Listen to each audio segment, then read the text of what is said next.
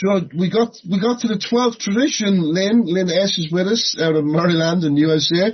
We've been doing this for 12 months now. Thank you, Lynn. We're going to miss you. We'll have to think of something else. People have been saying, what else are we going to do? But for those of you who don't know, we're been looking at the book on what Slender Threads, and it's the 12 traditions told from a historical perspective. And today we're on the 12th tradition, and Lynn will tell you more about how to receive an errata sheet, and you can contact Lynn at whatslenderthreads@gmail.com. But we let Lynn do that introduction. So we're going to just put this up on the screen. The first time doing it today. We didn't do it in the last meeting, but let's do this. If you'd like to unmute yourselves, please do. We'll use God as you do understand it. Hazel is here. So Hazel, you might want to look into this one. It's a good prayer to grow in understanding. So God, please help me to set aside everything I think I know, with an open mind for a new understanding. Amen. And we also, for those of us who, thank you, Hazel. I'm listening to you. And for those of us who are of this persuasion, if you want, we use the serenity statement. It starts with, may I seek the serenity to accept the things I cannot change, courage to change things I can, and the wisdom to know the difference. To know the difference. And let's all just have a few moments silence to gather our thoughts. And I guess just being so grateful, I'm sure we are, for all those people who put these things together. I'm going to say they really have helped me a lot, and I'm sure yourselves. So I'd like to think of those, and also the alcoholic who's yet to find the solution, and the family member. Thank you. Family members.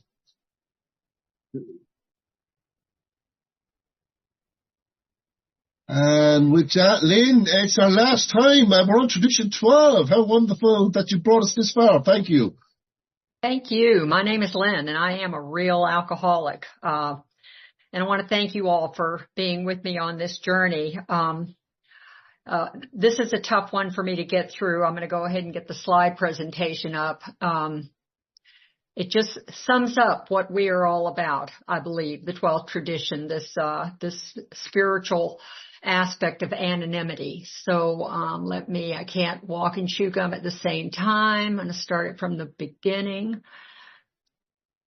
and do this here. And I hope you all have a good. Thank you, David. Have a screen, and I've got to move a few things so I can see what I'm saying. Being partially deaf, I need to be able to see what I'm saying. Okay. There we go. Okay. Well, welcome everybody to On What Slender Threads. And this is the 12th tradition. This is it.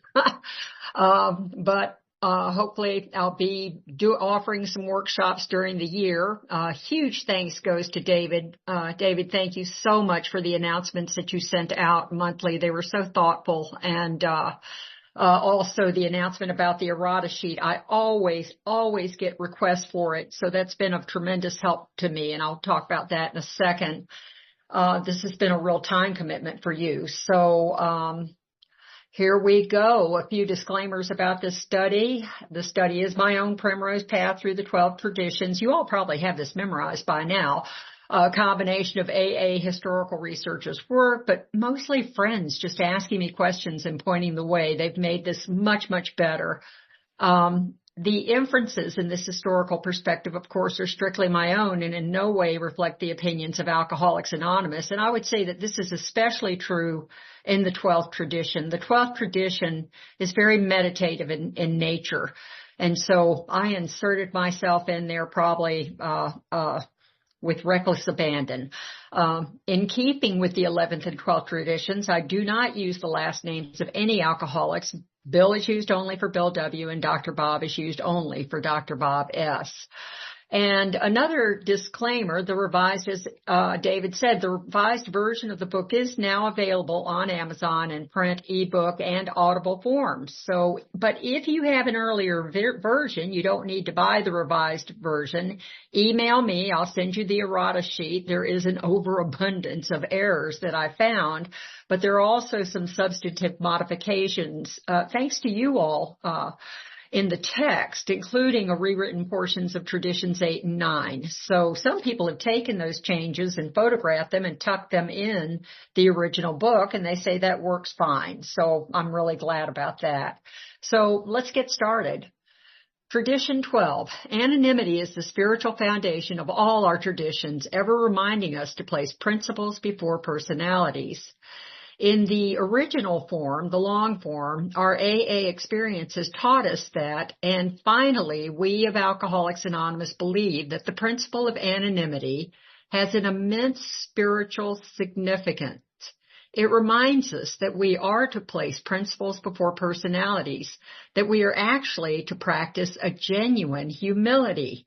This to the end that our great blessings may never spoil us, that we shall forever live in thankful contemplation of Him who presides over us all.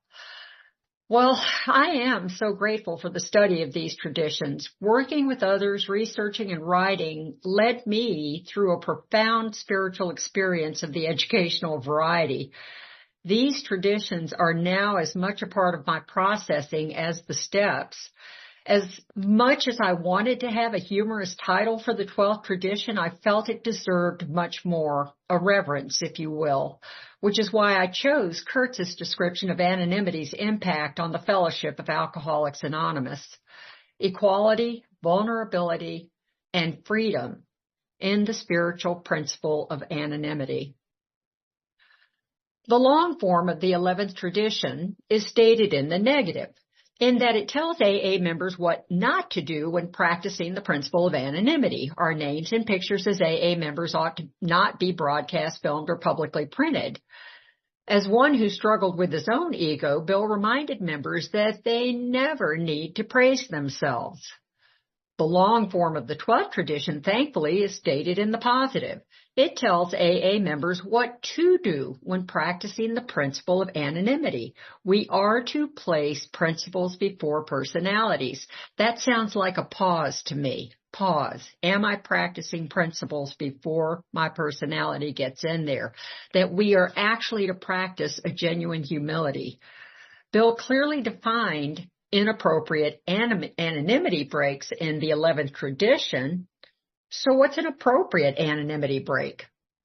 The AA group pamphlet indicates that at the group level, it is appropriate for members to use their last names as long as they respect others' anonymity according to their own wishes.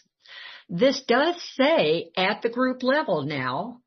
So implicit in this suggestion is the need for members to inventory their practices on anonymity with their group, ideally through an informed group conscience that would maybe include a study of the traditions with the group and maybe related General Service Office literature, and personal opinion coming up here, add a little historical background.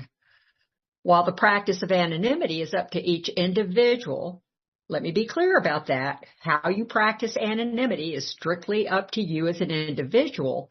This particular group inventory provides an opportunity for AA members to be better informed before making any decisions about their personal anonymity.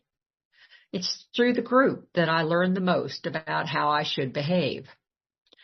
Anonymity is frequently associated with the oft-heard mantra in meetings, who you see here, what you hear here, let it stay here.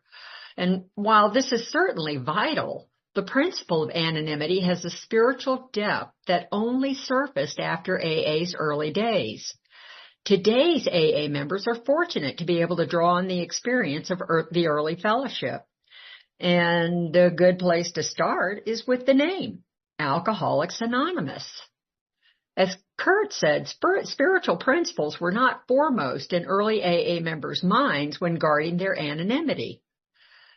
Early AAs were not enthusiastic about the evangelistic, thus non-anonymous practices encouraged by their Oxford group guides. Active alcoholics were indifferent to, if not resentful of, religious pressure, and sober alcoholics were not eager to declare their alcoholism publicly. By necessity, the principles of attraction and anonymity were a solution for both the AA member and the prospect.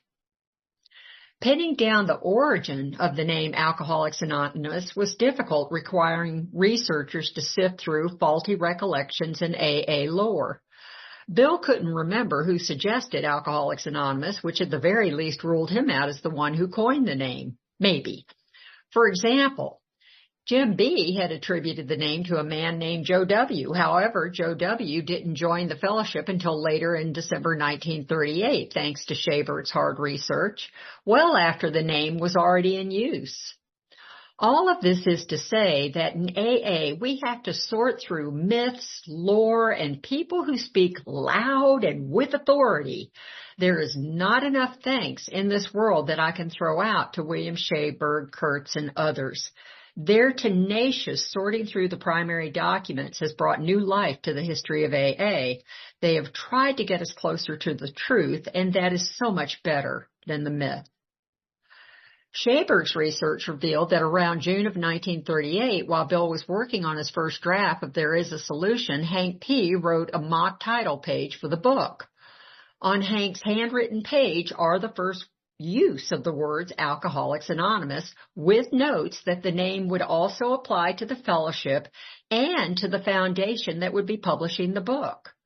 I mean, one can surely surmise that Bill, Hank, and others had previously batted the name around informally. But Hank was the one who at least was the first to put Alcoholics Anonymous on paper. One of the many things we owe him for. However, I don't know if you all have noticed this, but decisions don't come easily in AA. The debate on the name of the book continued into early 1939. Fitz M. researched titles at the Library of Congress, which eliminated other titles, including The Way Out, a popular pick. On the other hand, there were no books entitled Alcoholics Anonymous. As Schaberg says, the debate was over. As beautifully stated in Pass It On page 307, in light of AA's history and in the title of the big book, the term Alcoholics Anonymous had always referred to the members, never to the message. I have really had a lot of fun sharing this particular quote in workshops. Sometimes I'll see people scrunch up their foreheads and narrow their eyes. For some, this is a quote that is very much worth reflection, especially in terms of the spiritual principle of anonymity. While the early fellowship embraced the practicality of anonymity, its largest success with convincing a skeptical public was through attraction. So here comes Jack Alexander, who sets out to expose AA. Judge Curtis Bach was the owner of the Saturday Evening Post and recruited the talented and cynical journalist Jack Alexander on the heels of Jack exposing the New Jersey rackets. Bach hoped Jack would be able to sniff out improprieties among a group of drunks. Given the program's connections with religion and Rockefeller's money, the curious and suspicious reporter went to Philadelphia.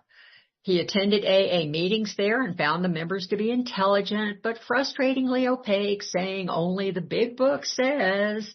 And the members also extracted his promise to keep their anonymity unless he had no other possible means to continue his research. However, their reverence toward Bill W. prompted the wary journalist to seek out the leader of the cult. So Jack went to New York. And given his reputation for ferreting out frauds, Alexander was surprised that Bill warmly welcomed him. However, Alexander was still suspicious. He'd had experience with con artists who could confidently maintain their ruse, and it motivated him that much more to unveil the real man behind Alcoholics Anonymous. But upon meeting Bill, Kurtz writes that he struck Alexander as either incredibly naive or a bit stupid. I'm sure that's what we look like to a lot of newcomers when they come in. Bill readily admitted his problems with alcohol and ongoing struggles with grandiosity. He admitted the group welcomed publicity. Bill minimized his role, though, and drew attention toward other members of the fellowship. He said, don't look at me. Go to Akron and look at what they're doing there. Go to Cleveland. There's people doing wonderful work there. That honesty and that humility is what won over the hardened skeptic, resulting in the glowing overview of AA in the March 1, 1941 issue of the Saturday Evening Post, and resulting in an increase in the fellowship from 2,000 to 8,000 members in 8 months. Alcoholics Anonymous became a household name. Alexander remained close friends with Bill for the rest of his life and allowed Bill the ability to edit his future articles about AA, a privilege he never allowed anyone else. The cynical journalist eventually became one of AA's trustees. Jack Alexander and Bill's long friendship bears out the rewards of attraction.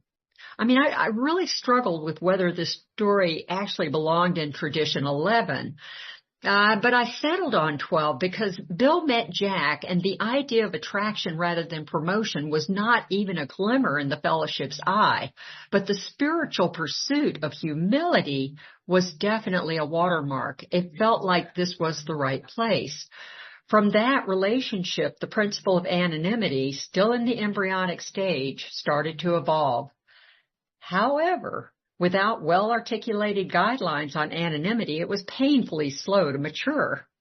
And I just finished Nell Wing's Grateful to Have Been There, for those of you that are part of that reading group, a wonderful book, but a fabulous section on anonymity at the end. I think it's a must-read for all members. She gives this macroscopic view of anonymity and zeroes in on some of the finer struggles that the fellowship dealt with. Beautifully written. So let's do a recap about the anonymity problems that they had. Raleigh H. broke his anonymity about a year before the Jack Alexander article.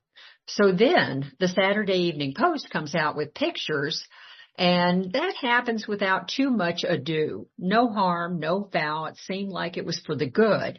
But then Marty M's anonymity break started. And all of these events combined unleashed a flood of AAs waiting to do the same thing.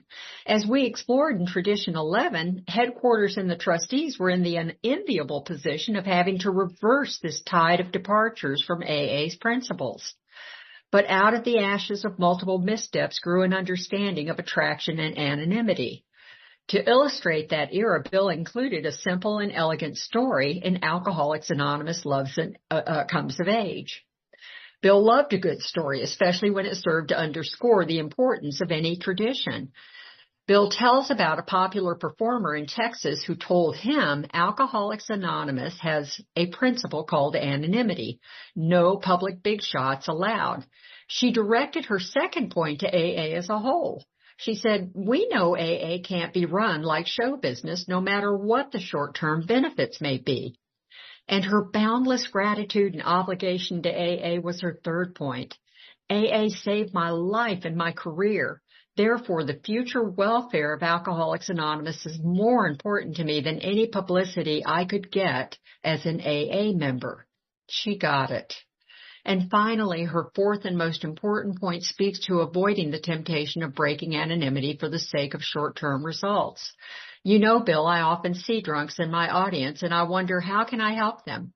If only I could tell them from the stage that I am an AA, but that would only be temporary, wouldn't it? In the long run, we'd all be ruined if everybody did it. So here we go. So it seems that we should learn from the pain others bore in not being able to maintain their own anonymity. Consider a request Bill made on behalf of himself and Dr. Bob, and AA members often ignored. In the October 1947 issue of The Grapevine, Bill and Dr. Bob expressed a desire to be recognized only as members of AA. Dr. Bob and I are now going to confess a deep yearning. As private citizens of AA, we shall often wish to come and go among you like other people, without any special attention. And while we would like always to keep the wonderful satisfaction of having been among the originators, we hope you will begin to think of us as early AAs only, not as founders. So can't we join AA too? Given their unprecedented roles in AA's origins, there's no doubt about the extraordinarily visible profiles of Bill and Dr. Bob. Most AAs knew Bill and Dr. Bob's last names and what they look like and where they live. Their pictures are everywhere, and the history was not to be avoided. Through the gratitude of AA members, they wanted to know more. Regardless, both men had one other request made in the spirit of anonymity, and the request was made in Bill's usual self-effacing way. Bill said of Dr. Bob was essentially a far more humble person than I. In some ways, he was a sort of a spiritual natural, and this anonymity business came rather easily to him. He could not understand why some people should want so much publicity. In the years before he died, his personal example respecting anonymity did much to help me keep my own lid on. And Bob asked about or told Bill about the members wanting to build a big mausoleum for he and his wife. And when Bob told about it, he grinned at Bill and said, God bless them, they mean well, but for heaven's sakes, Bill, let's you and I get buried just like the other folks. And as many of us know, their graves are very easy to find. Grateful AAs from around the world leave their sobriety tokens and other items at the sites, even though there's no mention on the tombstones about their involvement in AA. It is the only evidence that shows that these two men and their wives were a pivotal part of a movement that changed the world for suffering alcoholics. Today, some members of the fellowship continue to respect Bill and Dr. Bob's wishes. The staff and volunteers at the General Service Office try never to use Bill and Dr. Bob's last name. Perhaps in their honor and according to their wishes, AA members should do the same. So now, the long form of Tradition 12. When I looked at it again, it's not as instructive as the other traditions. It's more meditative in its form. So each part seemed to call, I divided it up into 7 parts, and each part seemed to call, at least for me, a reflective intention to practice principles. They're an opportunity, as in the St. Francis prayer in step 11 of the 12 and 12, to meditate on each part's meaning. The 7 phrases in the long form of the 12th tradition contain my own reflections. I'll include some of those and, of course, include some of Bill's writings about them. But I urge you to pursue this or a similar exercise of your own creation. One can easily meditate on the long form alone, but it's far more rewarding with another person or with a group. So, part 1, the first line. It's become one of the things that I think about all the time. We of Alcoholics Anonymous believe.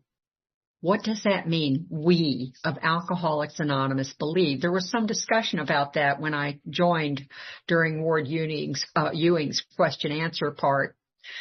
In the 12 steps and 12 traditions, the 3rd step ends with God grant me the serenity to accept the things I cannot change, courage to change the things I can, and wisdom to know the different.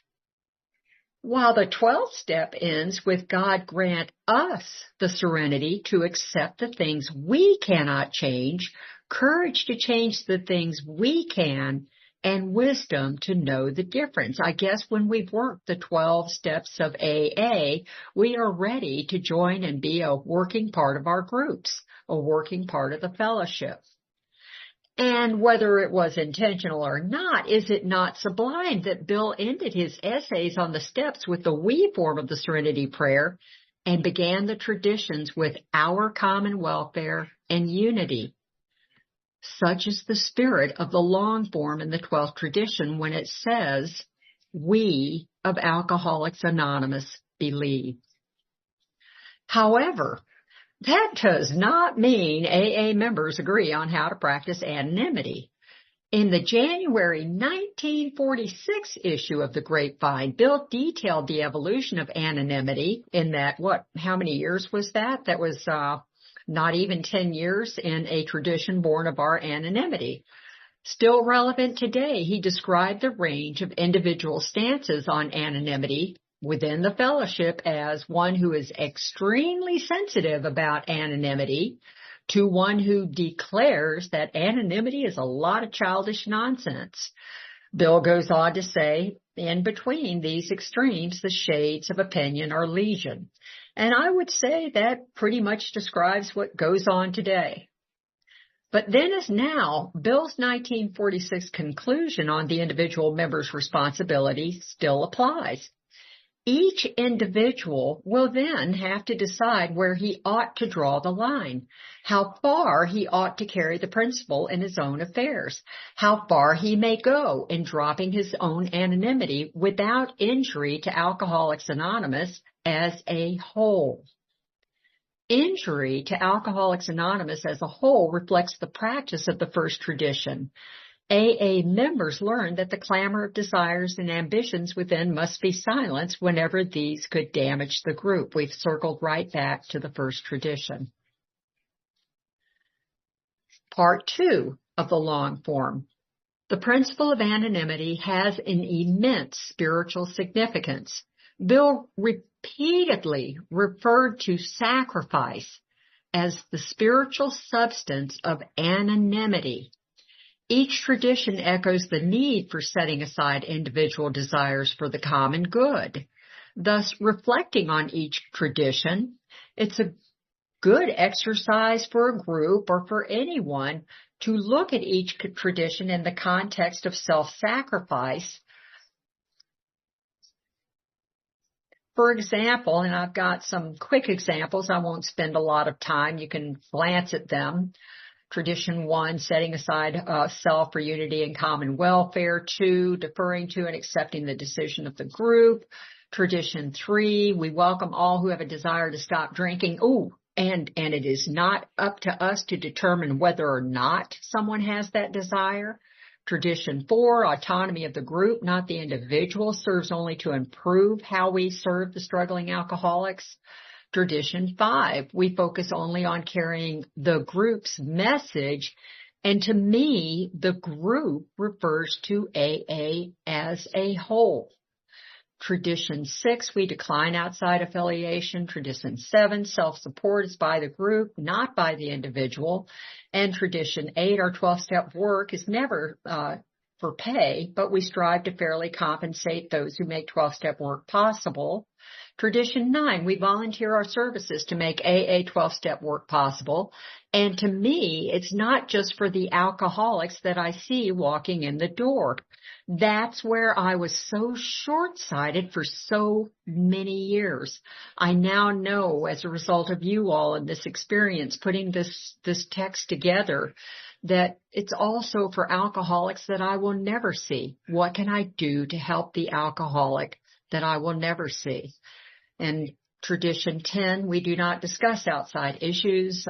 11, we maintain anonymity. And then 12, I'll fly through those. I know you all can do those very well. Well, you don't have to do all of that if you don't want to. Just reflect on Bill's simple summation of anonymity as the spiritual foundation of AA's traditions. He says really is an expression of the deflation that each of us has to take of the sacrifice that we shall all have to make in order to live and work together. Deflation. Part 3, we are to place principles before personalities. It's become my mantra now when people use principles before personalities in so many other contexts. I want AAs to know that this was bred under our 12th tradition. Principles before personalities underscores our spiritual sacrifice of anonymity. Early AAs quickly learned that there was and is a causal relationship between receiving public adulation and reinflation of the ego. AAs continue to learn this hard lesson even today. Professional athletes, television, film celebrities, artists, business leaders, some sing the praises of AA while others are less than complimentary. I was in a meeting last night and one of our members just very freely gave the name of a celebrity that shared at a meeting. And, you know, I had to ask myself, did they give you permission? I mean, all in all, pronouncements such as these are probably no worse or no better than any that have occurred since AA's early years. I was constantly confused and perplexed. Now, you just notice I still get a little huffy It helps, I think, to reassure newcomers or not so evolved AA members like me that with respect to the principle of anonymity, Bill said, it is up to each individual to decide where to draw the line with their own anonymity, not with someone else's. And maybe recall Bill's comment about the radio announcer when he said, when something like this happens, maybe the person hasn't the slightest idea that they are busting the best protective gadget our fellowship will ever have. As to the immense spiritual implications of anonymity, maybe they just don't know. After all, we are the greatest rationalizers in the world. Maybe it begins with practicing principles before personalities. AA members frequently apply principles before, as I said, to other program work, family scenarios, which is all to the good. But again, it is inextricably attached to the 12th tradition. While useful in other aspects of sober living, principles before personalities is rooted in the spiritual practice of anonymity. Personality definitely trumps principle, though, when an AA member breaks another member's anonymity without that person's permission or knowledge. And even then, why? Why is it so important to give their name? Whether the breach involves a celebrity or a non-celebrity, someone who's in the rooms or who came in and left, the principle of anonymity requires the practice of restraint, something that is so difficult for me. Like sharing our experience, strength, and hope, sharing our missteps with the traditions can hopefully help others. Bill was certainly quick to use himself as a mistake waiting to happen. He used to brag about how for 2 or 3 years, I guess I was AA's #1 anonymity breaker. What a bang it gave me when I read those 2-column spreads about Bill the broker, full name and picture, the guy who was saving drunks by the thousands. Even though that really happened a few years later, Bill never hesitated to portray himself as the errant child when he thought it would serve to underscore a principle. According to Pass It On, Bill tried to illustrate how baser human emotions such as competitiveness and envy can be disguised as motives of altruism and desire for the highest good. That reminds me of pages 60 through 63 in our big book, in which we look at all the ways self got us into trouble. Pass It On beautifully summarizes Bill's concern for AA members who break their anonymity. Early on, Bill had realized that the limelight, something that most AA members, himself included, craved, was an experience that most had little tolerance for. To lose one's bid for the limelight could be as disastrous as to win it. It was much better to rely on principles and ideas which were constant, stable, and dependable than on the unstable and quixotic ups and downs of personal relationships. Fortunately, there is a solution when members want to change their own behavior with respect to anonymity. The 6th step is somewhat parallel to the 11th tradition in that members examine what not to do, particularly when driven by lesser motives or character defects. The 12th tradition is parallel to the 7th step in that it is on a spiritual foundation of humility that members choose to do the next right thing. Practice principles before personality, which brings us to my own Marty moment. I conducted my own self-examination as a result of this work, and with respect to this principle in my workshops, I cited individuals who broke their anonymity in the public venues, such as the web and other readily available media. They're out there. You can look them up yourself. Being one of the great rationalizers of this program, I reasoned this information was already public and could be used as an educational example. Oh, my goodness, Lynn. But then I had a Marty moment, a moment like Marty M's recommitment to anonymity, and I realized that perhaps there's a better way. Therefore, my amends was and is not to perpetuate any anonymity break, no matter who started it. I decided to let it end with me. And it's such a simple program. A beautiful illustration of practicing humility was Bill's 1954 letter to Yale, turning down Yale's offer to bestow an honorary doctorate of laws. And Bill was offered lots of degrees and honors, which he would turn down. After expressing his gratitude, Bill explained why he had to deny an opportunity of this dimension, indicating the traditions were the fellowship's only means of self-government. There's our democracy, and thus essential to AA survival. He went on to say that when receiving awards, AAs compromise the principles of sacrifice and service freely given and in turn jeopardize their own recovery.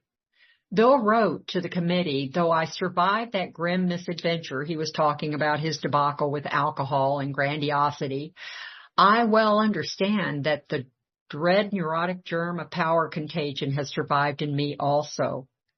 It is only dormant, and it can again multiply and rend me and AA too. Tens of thousands of my fellow AAs are temperamentally just like me, and he should have added, especially Lynn. Fortunately, I know it, they know it. The Yale Committee members were so moved by Bill's heartfelt letter that their response included the following. After hearing your magnificent letter, the committee members all wish more than ever they could award you the degree, though it probably, in our opinion, isn't half good enough for you. I love that. In a moving testimony to Bill's pursuit of humility, Lois wrote that Bill felt very strongly that of all things, he should not set himself up as superior in any way to other alcoholics. So to emphasize this, he took every opportunity reasonable to exaggerate his own defects. He was a tremendous egotist, but he recognized, and I believe that the triumph of his life was his victory over himself and his becoming truly humble. That is something for Lois to say. Part 5, that our great blessings may never spoil us. In the AA tradition pamphlet, Bill made 4 points on anonymity that remind members to enjoy their blessings but never forget what it was like. Bill's first point was the blessing of empathy toward newcomers and their families to remember that they are sitting out there watching our every move. We should show them through our actions that the alcoholic skeleton in their family closet will not wander the streets because of us. Bill's second point is that AA members are gifted with learning to be trusted servants, not leaders.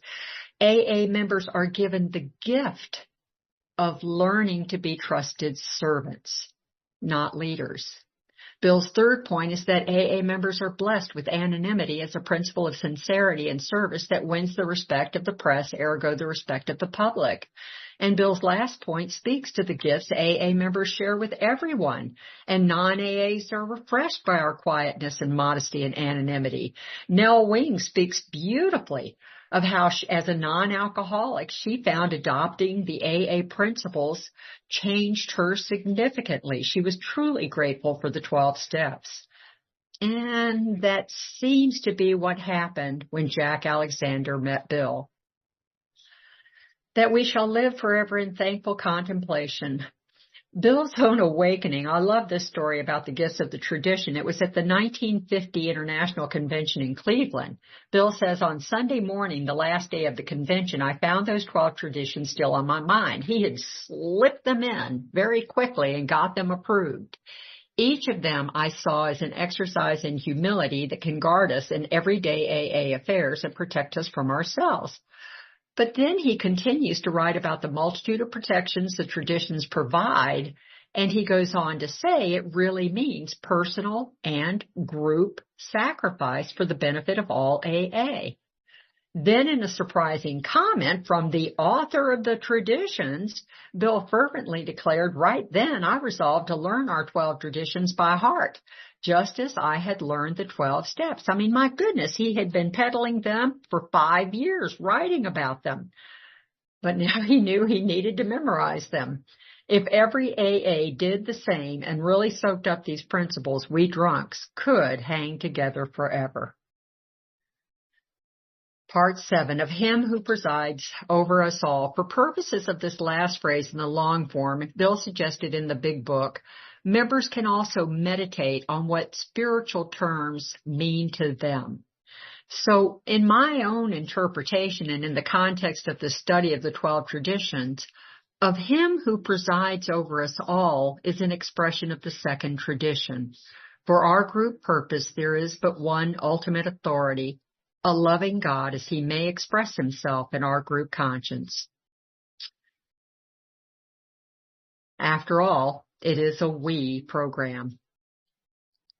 The AA group pamphlet says that personal anonymity is an assurance to newcomers that all members will guard their privacy. This is reinforced in the Understanding Anonymity pamphlet when it says, over the years, anonymity has proved one of the greatest gifts that AA offers a suffering alcoholic. Without it, many would never attend their first meeting.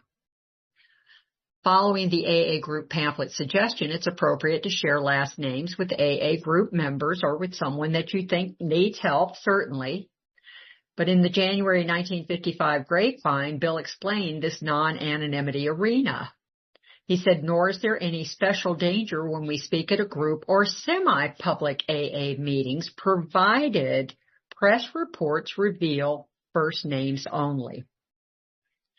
If members choose to be non-anonymous in a semi-public venue where there are newcomers, visitors, or even seasoned AAs who may not be fully informed about the principle of anonymity, consider adding a couple of reminders, something like this. Say something that, I say my last name in keeping with the 11th tradition. I maintain my anonymity at the general public level, and the name Alcoholics Anonymous means that individual members' anonymity is safe and protected according to their own wishes. But let's not close this important tradition with AA's own experience, strength, and hope. Bill had pointed out that the impact of AA's principle of anonymity had the added benefit of attracting those outside the program. And this next and last portion of the study is a stellar example. Kurtz captured the freedom and alcoholic experiences from practicing the principle of anonymity and not God. To my way of thinking, Kurtz's praise of the principle of anonymity parallels the first 3 steps of the program. He said, within Alcoholics Anonymous, the promise of anonymity made possible the acceptance of oneself as limited. Mutual honesty about shared vulnerability followed from acceptance of self and others as other than perfect. That goes with step 1 to me. We admitted that we were powerless over alcohol, that our lives had become unmanageable. From this sense of sharing, this sense of participation in ultimate reality in and through others sprang a profound realization of alcoholic equality. And from this awareness of equality flowed a liberating sense of true freedom.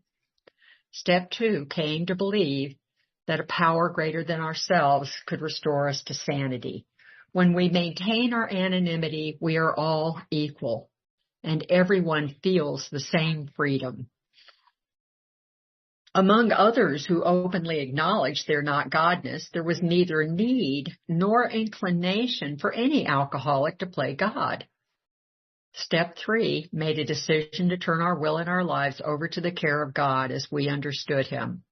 Kurtz went on that anonymity testified to this shared equality and its consequent freedom.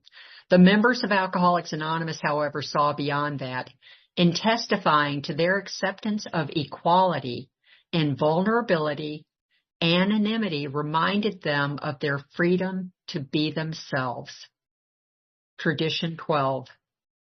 Anonymity is the spiritual foundation of all our traditions, ever reminding us to place principles before personalities. In the AA Service Manual, there is an AA Declaration of Unity. It goes like this: to this we owe to AA's future to place our common welfare first to keep our fellowship united. For on AA unity depend our lives and the lives of those who come.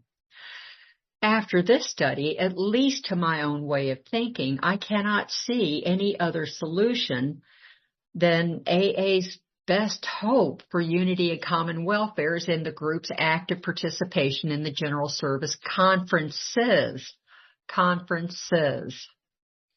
Our ever faithful non-alcoholic trustee wrote a beautiful statement on why we need, I should say, conferences in the AA service manual. Remember, there's 63 of those puppies all across the world. My hope is that this study and the book will get at least one more group involved in AA General Service. On what slender threads do life and fortune hang is a quote from Alexander Dumas's The Count of Monte Cristo. I heard it on an audio. I have no idea whether Bill read Dumas or not, but I listened to an audio of Bill's 1954 talk about AA's early beginnings. He referenced the early members' anticipation of a flood of money coming from Rockefeller Jr., and then he paused briefly and he said in his usual humorous way, "On what slender threads our destiny hangs." Well, while I worked on this study, that quote kept echoing in the background. And so it seems, at least to me, that the traditions are slender threads. And that is it. Comments and questions. I'll put my name and email and phone in the chat, and I'm looking forward to hearing from you all. You have certainly taught me more than I'm sure I've shared with you. Thank you again. Well, thank you ever so much, Lynn. I'm sure you'd all like to unmute yourselves and show Lynn some appreciation for the last 12 months, even. Thank you so much, Lynn. Thanks so much, Lynn. Pretty good, Lynn. Great job. Thank you all. Fabulous. Thank you so much, Lynn. Wonderful.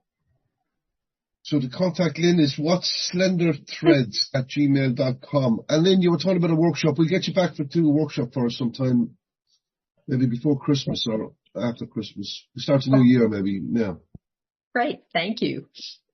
Thank you, Lynn. Rob, we just mentioned what we have. We have Bill Shaver coming tomorrow, Sunday, rather. We have Bill Shaver. We're reading his book, writing the big book, The Creation of AA, if you'd like to come along for that. It starts at 4:30 the UK time. And Bill Shaver does sitting on that, and he reads with us as well. And go ahead, Rob. Just go down the yard. Sorry, Hank's talking there. Oh, Hank, you. Wow. Hank, how did you get through the College of Cardinals and get a chance to, my God, Hank. So it's working with others, which is relevant, I guess, what we're talking about. And did you know this information? I didn't know this when I was reading Shaver's book. It says, it is important to note that the candidates approached in 1938 in both Ohio and New York were almost exclusively middle-class businessmen. And now they're bringing out the new book, the new book to go on the side with the big book. Because they're not all businessmen anymore, are they? They're just people who haven't got much education anymore. What's it titled? Plain Language. Plain Language. Big book. Okay, I just thought I'd mention that. Lynn, that was great stuff. Who's coming in first? Thomas Nice is jumping in first. Yes, Lynn, thank you so much for that. I was just wondering how you interpreted this tradition in relation. It seems to be an evolving concept that has just had to adapt as technology has come around. They started with recordings of AA speakers at events, and they would put full names on cassette tapes and recordings of AA speakers. And so they gradually agreed to just put a last initial on there. Then they were doing videos of AA speakers at some conventions and roundups. And they had to stop that because they found people were bringing video recorders and they were recording videos of AA speakers. My question right now is, we're looking at having a convention in Vancouver next year, and the General Service Office is contemplating seriously trying to present some sort of a virtual effort for people that for various reasons cannot find themselves attending in Vancouver. And people have concerns about anonymity of anything that goes in a video or some sort of a feature like that. They always were concerned with the crowd shot, that it was taken from a distance and it would try to encompass just basically a generic sense of the group. How do you feel about the idea of having a virtual recording or a virtual offering of anything that's offered in Vancouver? I haven't had time to even think about that. So that's a great question. My first thought is that the most important thing is trying to carry the message to the alcoholic who still struggles. If offering a virtual, there are a lot of people who can't make it to Vancouver. That's an expensive trip for a lot of people. There, of course, in some of the groups that I go in, there are people who can't go because they don't have passports for a good reason. So they will be denied this opportunity to see alcoholics from all over the world. I'm talking this through. I hope you'll bear with me. One of the things that's really lacking at least in the United States and many, groups that I participate in, and I don't think I'm in a non-cosmopolitan area. I'm in a very cosmopolitan area. But this lack of awareness of AA worldwide is appalling. It's appalling. We have so many members are shocked when I tell them that there's AA in Mongolia and there's AA in Russia and there's AA in Iran, and they just go, they can't believe it. And I think that being able to see this international conference, if they could see some parts of it that show this worldwide involvement in AA, that would open their minds a little bit about, we're not just helping the alcoholic that comes in our rooms. We're helping alcoholics everywhere, whether we see them or we don't see them. The trying to work out the anonymity feature, I don't know. I have faith in our great minds. There are committees. I think that there are committees that are working on this, and I think that they can sort through things and try to make it so that it's as anonymous as it can possibly be.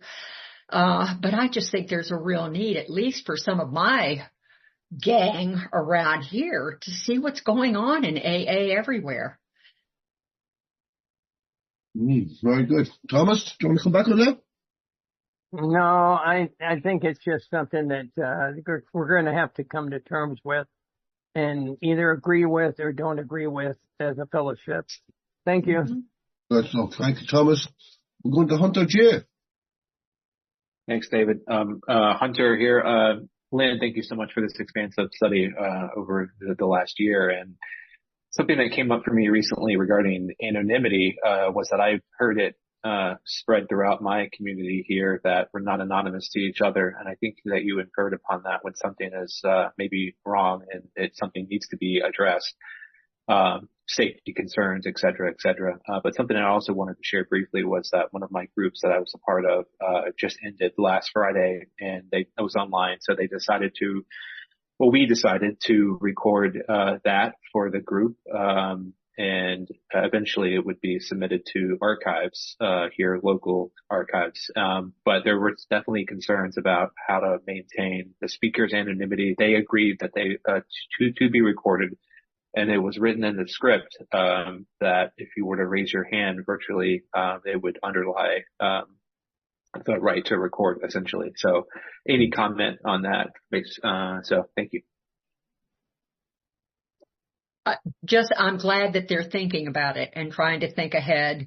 It's such a simple thing that just in this case, so that we can have this recording available to others who couldn't make it here, it'll help to get the word out. Can we please not use our last names?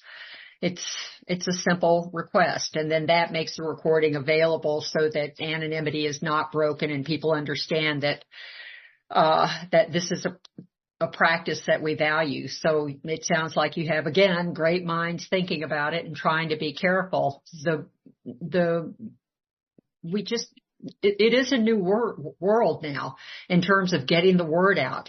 about AA. There's around here, we have a podcast put on by young people that is irreverent. It is just, but it is wonderful. It is wonderful. And these young people are really getting other young people, and some of us older folks, I don't know how to put that. I'm an older folk, interested in AA, excited about AA, and they talk about the problems. But I just know that if some members heard some of what they discussed in this podcast, they'd have heart failure. So, I mean, I don't know. It's a new world. What they do is they keep anonymity. They don't say people's last names, at all. And just the former about how we're not anonymous to each other. Can you speak on that? Oh, yeah, not anonymous. Oh, Yeah. certainly. Yeah. No, we're not anonymous to each other. And I think for me, as I think about this and what I'm going to do in the future, well, I never give my last name. I figure if someone wants my last name, I'll stay there in the room. And if they want to come up and meet me, I'll be happy to give them my last name. In a big speaking environment, I've heard some people say, I give my last name so that they'll know who I am and they can look me up. And I think to myself, well, what about the person that they're sitting next to? I mean, isn't that person good to work with them too? I mean, I don't know. I have mixed emotions about that. I just think it's better to say this is Alcoholics Anonymous. My name is Lynn S. But in a group. Now, if I see all the members in the group and I know they're members of the group, I don't even say my last name then. It's not necessary, but I'll give my phone number to people if they want it.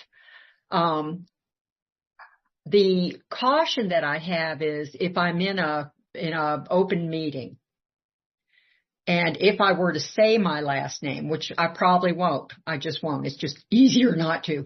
But if I were to say my last name, I would have to say that for you newcomers, this is Alcoholics Anonymous.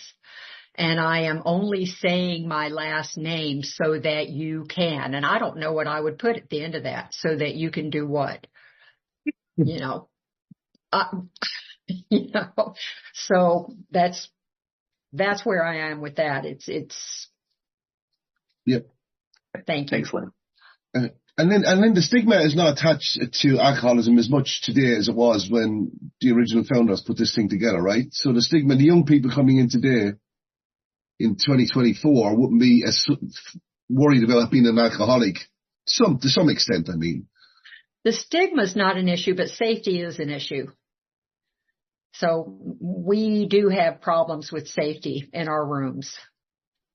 In the sense that people would take advantage of that, or giving people, breaking other people's anonymity, will tell them what their last name is, and then they can track them down and find them, that right. type of thing. I think we have to be really careful. It's a problem. So it's not it's not just about being an alcoholic anymore. It's about your own privacy with regards to your background and your home and blah. We don't know who's in the room. Yeah. So that's why we don't know who's in the room, I suppose. That's why a home group is so essential, so we get to know who's in our home group members, right? Mm-hmm. And how about anonymity being the message is more important than the messenger? Is that a good way? I'd like to understand it that way. Is that a good way of understanding it, would you think? The message is more important than the messenger. Exactly. And I just like the idea that if we're all anonymous, I mean, people can get in touch with us. They can get their phone numbers. If I belong to a group, my group may decide to have a list of members, and they can put their phone numbers, and we can readily give those out to someone who's interested, who wants to be in touch with. There's lots of ways to get our information out. I think the one thing I'm most concerned about is the newcomer coming in and feeling like that they are safe and protected. And so just that consistent, we just use our first names. They don't have to worry. And now I will say that I had a terrible experience in my first couple of years of sobriety, in that someone went to my job and broke my anonymity. Wow. With a colleague, and then came back and told me, I know someone at your work, and we talked about you being in the, and I just, what? What did you do? And he knew immediately that he should at least not have done that with me, but he would not tell me who he told at work, where I work. And so I was bewildered and I did feel threatened. This was my job. It's not a place where you necessarily announce that you're an alcoholic. It's not that kind of a place where I work.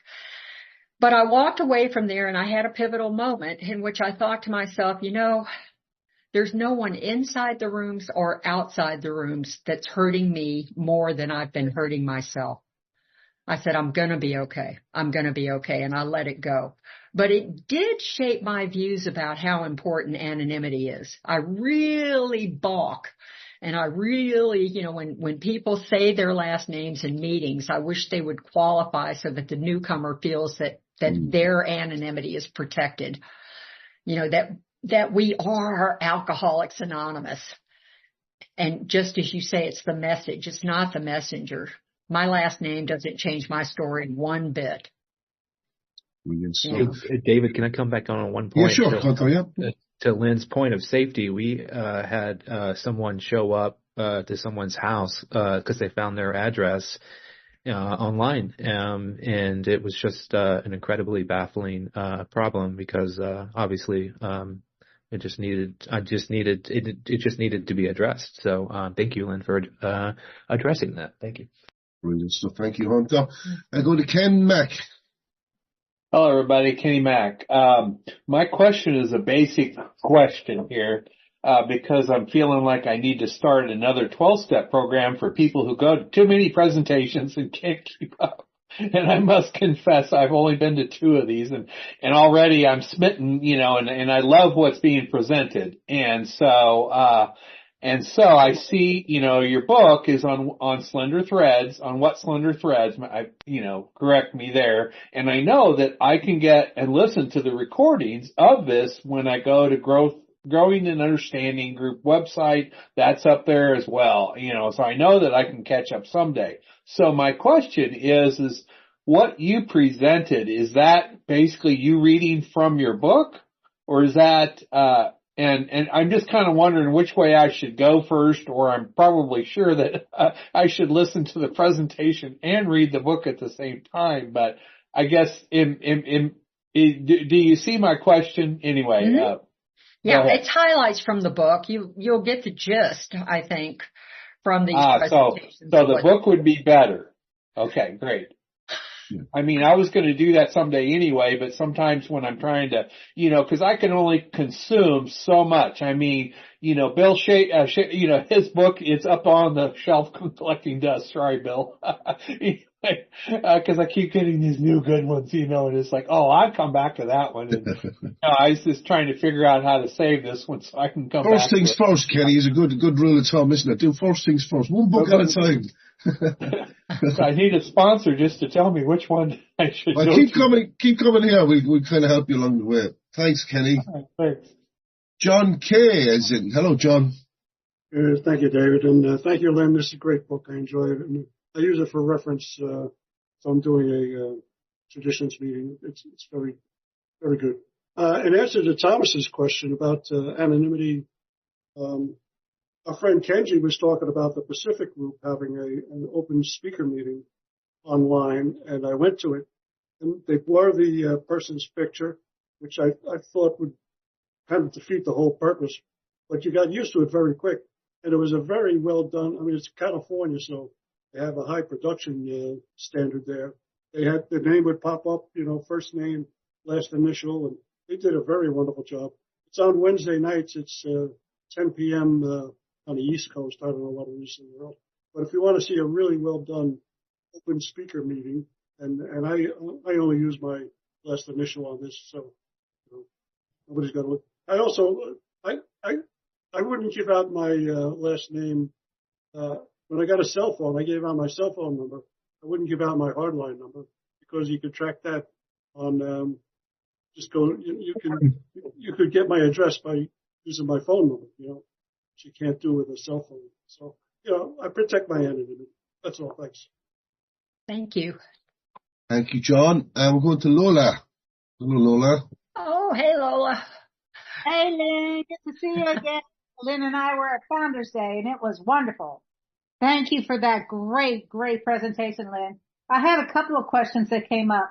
So in one of these talks, and I don't remember who it was, but one of the earlier members, when they were trying to figure out what to call us, one of the earlier members kept referring to us as anonymous alcoholics, and then somehow he switched those words and it became Alcoholics Anonymous, and that became the title of the book. And I don't know who the hell I'm talking about, and I don't know who said it, but it was on one of these history meetings. I wonder if you know anything about that. I don't know anything about that. I heard it in Joe and Charlie. Joe and Charlie said that, and Joe W, I think his name was. Yeah. For my book, I tried to use referenced materials. So, if it's hearsay, I didn't use it in the book. I tried to find written references or written resources for the material that I used in my book. It was just important, at least for me, to make sure that what I put down was backed up by somebody's research. Yeah, I appreciate that. The second thing was about safety in the meeting. So I never used my last name, but I grew up in AA when using your last name was like the worst thing you could do if you were a female and if you were a girl. And I found out because I was getting stalked. I mean, when you're a young girl and everybody's an old man in AA, what do you expect is going to happen? And so that taught me a good lesson. So I've never really used my last name in a meeting. Every now and then I will, and you know, I mean, people can stalk me now. I mean, I don't think they want to anymore, but you know, if they want to. So I think it's really advisable for me to, like the gentleman said before me, no one needs to know my last name. If they do, I will be glad to give it to them on a need to know basis. And I never really needed to use my last name because I never met another Lola until the pandemic. And I met Lola at a meeting at the pandemic. She was sober, like, you know, just getting sober. So I never had to use my last name. And the final thing I wanted to say, and you and I have discussed this, or at least you've discussed this, Lynn, about anonymity being the spiritual foundation of all our traditions, reminding us that humility, goal of the 12 steps, humility. No one needs to know I'm in AA unless there's a real need and I think I can help them. It's just a matter of walking. What did I say? Walk softly and carry a big stick, or whatever that guy said. It's just a matter of doing what I'm supposed to have been doing all along, but somehow I got sidetracked and started drinking as a kid and created havoc in my wake. And now, thankfully, I'm on the straight and narrow, so to speak. At least I'm on the AAB. Lynn, great presentation. I'm looking forward to seeing you Saturday. Thanks. Me too. Sunday, right? Sunday morning. Okay. But what you made me think of, Lola, is a line in the big book that common sense becomes uncommon sense. And, this is a beautiful case of when we, you know, are thinking about our anonymity. I hope that common sense instead will become uncommon sense, to really think about what it is. This is AA as a whole, to think about AA as a whole. So thank you so much. Thank you. And thankfully there is only one Lola. Thank you, Lola. Kenji's in San Francisco. Whatever Lola wants. Oh, here we go. Lynn, I really enjoyed your presentation today. Thanks. It's really interesting to me how the practice of anonymity may overlap with what is different than the spiritual principle of anonymity. It's pretty interesting. If you did a Venn diagram, the circles would be partly overlapping, but not entirely. And on the name Alcoholics Anonymous, I actually looked it up. That's what's called, and get this, now I didn't know this, I had to look it up, a post-positive adjective. And like Attorney General, Queen Regnant, or Matters Financial, or a quote from the big book, Boss Universal. And I suspect it's just one of Bill Wilson's clever wordsmithing that I really appreciate. It just has a certain ring to it. And I'm really scared that Patrick O'Donnell is close on my heels here. Anyway, thanks for the meeting today. Thank you. Thank you, Kenji. And with that, we're from San Francisco over to Boston with Patrick O'Donnell. Yeah, my name's on the board because I don't know how to do it any other way. I grew up in AA and I got sober in 1980, and anonymity has always been a cherished thing that you would never, ever give out somebody else's name. And in my case, you would never, ever give out somebody's phone number. I would go ahead and say, David, so-and-so wants to talk to you. Here's his number. That's how I would do it. I did the phones at our central service office for many, many years. We never would go ahead and acknowledge, let alone give away anybody else's number.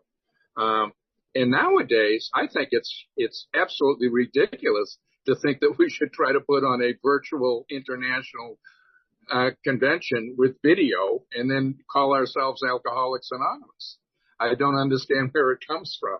One of the things I've been noticing, and I go to meetings at the Emmanuel Church where the Emmanuel group started. It's a beautiful hall and stuff like that. I see people walking in all the time taking videos or taking pictures of the room while all the people are sitting there in the meeting. I'm saying, what part of Anonymous do you not understand?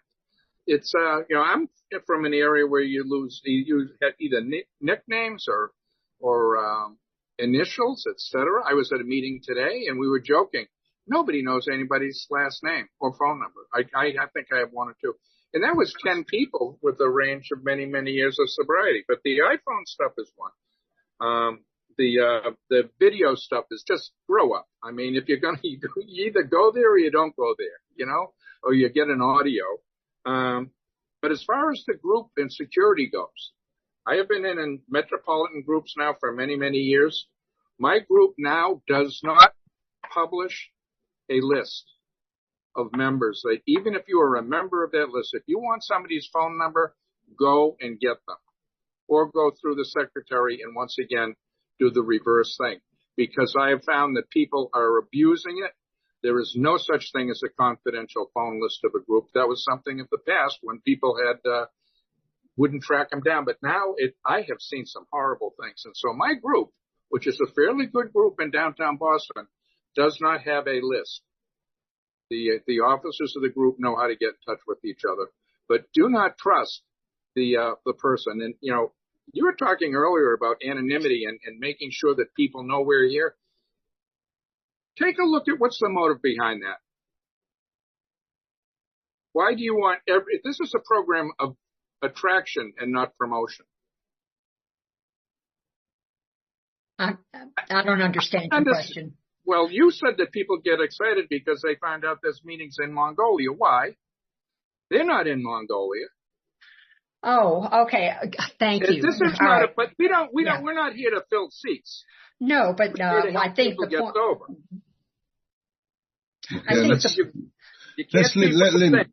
let Lynn have an answer back, Patrick. Let's. Okay. I think the point being that there are ways that we can help alcoholics that we don't see.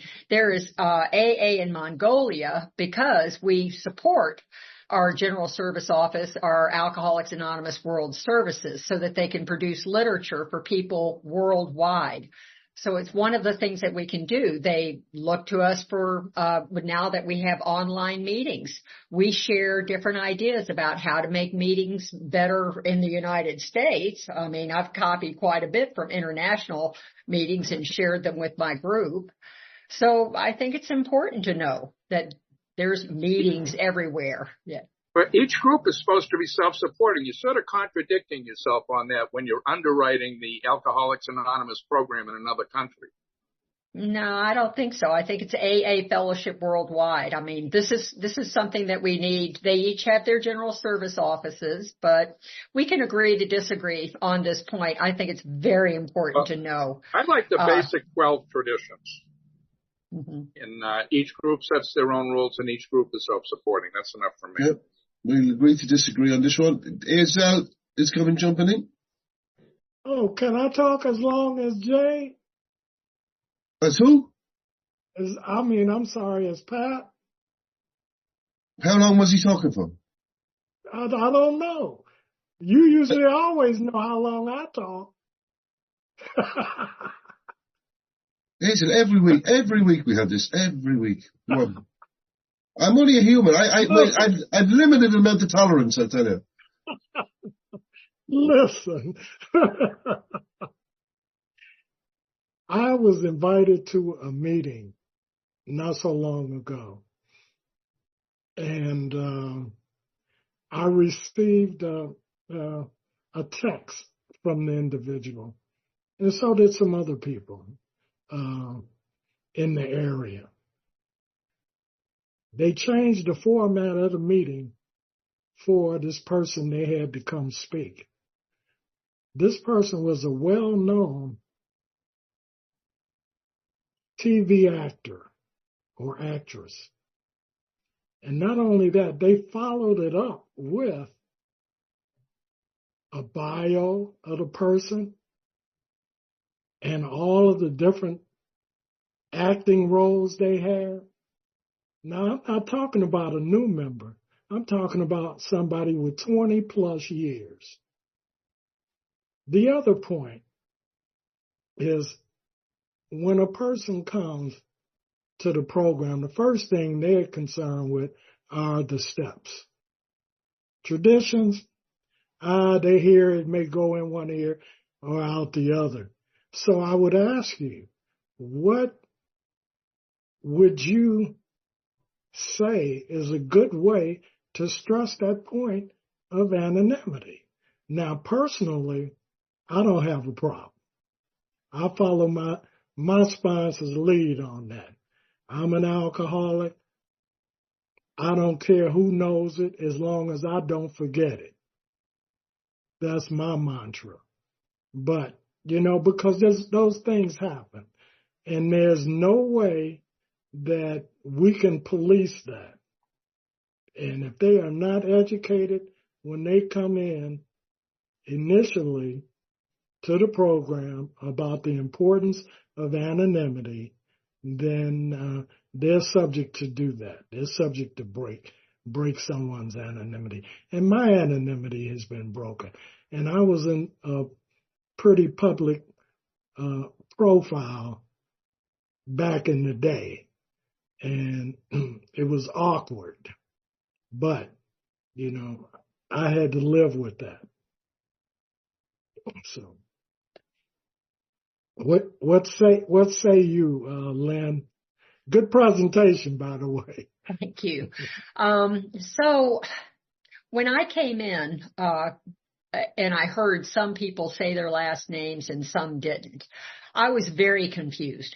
And as a newcomer, I was certainly not going to ask anybody because I didn't want people to know I didn't know, all that pride and ego and all of that. So I think number one, it helps first for a group, an individual group, to have an inventory about what will be their practice about anonymity and decide as a group what they would like to do for newcomers that come in. And then if the group decides, they may say, yes, if you want to say your last name, but please let the newcomer know that their anonymity is protected, so that newcomers at least looking at that tradition on the wall and knowing that is true. It's not just lip service. The other thing I've heard recently from meetings overseas and from meetings in the United States, there are some groups that start their newcomers with the traditions instead of the steps. They have them go over the traditions first so that they understand and I think, did I hear it in this meeting one time? But I just thought that's a great idea. It would have been nice if someone had gone over the traditions with me, not, studied them or anything, but go over and think, talk about what each one means.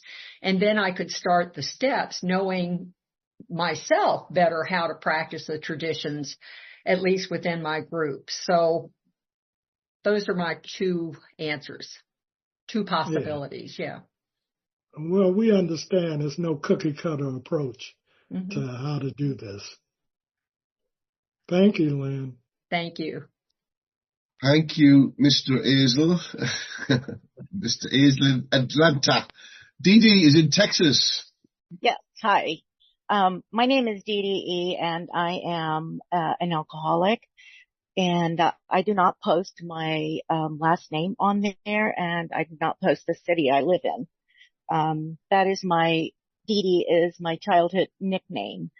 And I say all that to say that there is nothing anonymous about the way the times that we live in today. Nothing. Okay? I can Google Azale Madden and find out where you live. So what I'm trying to say is I have to take personal responsibility, because, number one, I'm an alcoholic. And I say that because I am hyperactive. I mean, hypovigilant. So, but that's me. I don't represent anyone else but myself. It is my responsibility to make sure, once I'm ready to sponsor, I came in as a newcomer knowing what the word anonymous meant. However, there are so many different ways, that programs are taught today. There are over 230 anonymous programs out there that are based on the 12 steps of AA. And so on Zoom, on online meetings, I should say, I feel safer. Now I am gonna, with social media out there, for example, if I were to put my real name out there, again, somebody's going to find me on social media. Google, nothing is private in the United States. I don't know about Canada or any other country. So I have to be vigilant. Another thing I'd like to say is that, in 1939, when the book was published and, sent out to everyone, the only thing they had was the yellow books or the telephone books that were like this thick. And the only way they could find you is if they followed you home. That's not the case today. That is not the case today. I was in a wonderful meeting earlier today in which a woman was stalked and a crime was committed. And so I have to be vigilant, and I have to share that to someone else as well when I'm ready to do that. One more thing, one final thing. When I give my seventh tradition, guess what name pops up? Because that Venmo, that Cash App, that PayPal, my real name is linked to that. So I have to be aware of who it is I'm sharing that information with, because, and I need to feel like I trust that person as well. I'm a 63-year-old woman. If there's a 20-year-old girl coming out, I mean, you know what I'm saying? It's a false sense of security. The word anonymous is a false sense of security, and, can be dangerous. So there are ways to make PayPal, Venmo private. I don't know if everyone knows that or not, but, nevertheless, we are where we're at today. Thanks for letting me share, Lynn, and your presentation was amazing. I do have your book, and I have sent you an email. So thank you. Thank you. And thank you for everyone that puts this meeting on. Great. Thank you, Dee Dee. Lots to ponder there. Let's go up to the 1:30 of the hour here. It's 23:24 at the moment here in the UK. So Thomas Knight. Yes, I just wanted to follow up on my point about recording or presenting anything at the Vancouver International virtually. I would have to say, first, I think we'd have to determine what our motivation is or our real reason is for doing that. Is it, as you say, to present a more worldwide picture of the breadth and depth of Alcoholics Anonymous? Or are we just trying to see if we can derive more income from charging people for a virtual presentation of some kind? And even if the General Service Board is going to be continue to follow up and do this, I think they need to be careful in regards to not. One of the things we've had trouble with so much is when AA tends to act too fast and doesn't do things in a more deliberate fashion. So I think if they would delay the presentation virtually for a month or so they could be properly overseen and reviewed, and also learn from what the UK did. When the UK did the presentation where they had kind of a public information thing on Alcoholics Anonymous in Great Britain, and they were able to perform and present it with deep fake technology that so anybody that was there and reinterpret the people's voices so that people cannot be identified. It's not just a matter that we're not giving out our last names. Our anonymity, so to speak, or the anonymity to me is more important. The new person, are they going to feel comfortable being in Alcoholics Anonymous, knowing that their attendance there might be disclosed to anybody that unless they wanted to disclose it? It's the new person, I think, that has to be really considered utmost here. But I would really care. That was just my point in regards to a virtual presentation. Thank you. Thank you very much. That's exactly it, to think about the newcomer. How can we help? Yes. Thank you very much. Thank you. And let's just finish. Hazel, we have about 3 minutes, so if you could just use a minute and a half of that, we'd appreciate it. Okay, David. I just wanted to say to Dee Dee, have you ever heard of catfishing? That's for a meeting after the meeting. Can we keep this on? I understand that's for the meeting after the meeting, but that's a good. Yeah, good. but But we're not getting into discussion. We're not going to discuss that now at the moment, but we can discuss that after. But Dee Dee, you can look into catfishing. Hazel has brought to your attention. We're not going to, we can't spend another 5 minutes on that. I'm very familiar. Thank you, Hazel. Thank you, Hazel, for bringing that to Dee Dee's attention. Mary P., and we finish with this. Thank you very much. I just quickly, there is a survey that they put out from the convention, the international convention, and my understanding of why they want a virtual component is because there are a number of AAs that would be in the States and they wouldn't be able to cross the border because of certain situations that they've been in, and so that they want to know what the response is to people in North America with respect to this. And so it's a simple survey, 8 questions. And the other thing is that there have been pretty major events. Like it was the Pacific Regional AA Service. It's called PARASA, the Pacific Regional AA Service Assembly, and it was done. I guess it was the year before last when I attended, and I believe there were. I know I was at a meeting and there were more than 400 people, but I think they're now more astute at making the meetings confidential, and you have to register, and there's a certain protocol to get into the meeting, and so I think that way they're trying to protect people's anonymity. And anyway, that's only what I understand of the situation. Thank you for letting me share. Thank you. I'm muted. So thank you, Mary, and thank you for doing that. We're doing just up to 5:30. Lynn, we're going to close in a manner of your choosing. And I always like those books that says, from the medieval times, and the author's name was Anon. I've always liked that. I've always liked that. Bit of humility goes, humility, the message is bigger than any individual. So we're going over to Lynn S. Lynn, let's hear one more time. Lynn, I've enjoyed having you here, not only what you've been doing, but your energy, your enthusiasm for the fellowship, the movement. I loved it. Thank you very much. Thank you for all you've done. Thank you. Everyone. Thanks, Lynn. Thanks, Lynn. Thank you all so much. Thank you, Lynn. Great information. Thank you, Lynn. And Lynn, in a matter of your choosing, which way you want to bring us out. The responsibility pledge, please. Mm-hmm. And I have just got it here, Lynn, and I will screen share it with people now. I'm sure most of us here would know it. We've been doing it quite a lot with Lynn. So there you go, Lynn. It's up, should be on the screen about now. Thank you. I am responsible when anyone anywhere reaches out for help. I want the hand of AA always to be there. And for that, I am responsible. I am responsible. Let it begin with you. Consider yourself 12 traditions. What's on? From a historical perspective. So I have a question for Mary. Do you have a link to that survey you were referring to?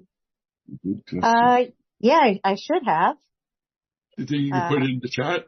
Put it in the chat, Mary, and we will mention it. Get to it right now.